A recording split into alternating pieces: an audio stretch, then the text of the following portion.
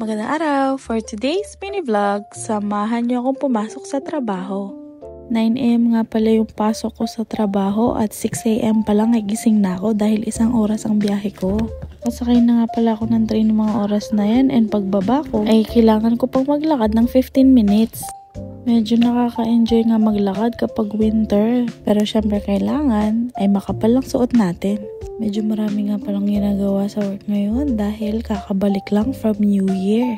Wala nga palang maagang scheduled meeting ngayon kaya may time pa ako para makaka-catch up sa mga emails.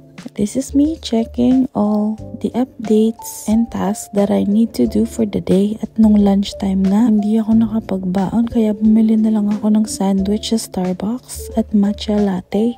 Sa work ko nga pala ay pwede kang mag-lunch anytime. Hindi naman oras-oras lunchtime pero syempre 12 to 12:30 or kahit anong oras mo pwedeng i-take ang lunch. At nung around 4:45 nga ay nagpunta na ako sa kitchen para linisin yung cup na ginamit ko.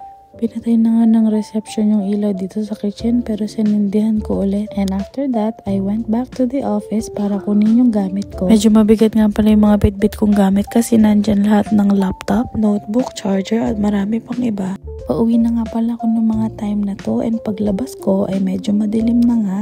Nagmamadali pa nga si ate dito, tumatakbo, hinahabol niya yung bus. Nendo nga pala ako ni Habi and nag-dinner kami. Pagkatapos, kaming nakapagpahinga at umuwi. Nakapag-skincare na nga rin ako at nakagawa ng barley drink.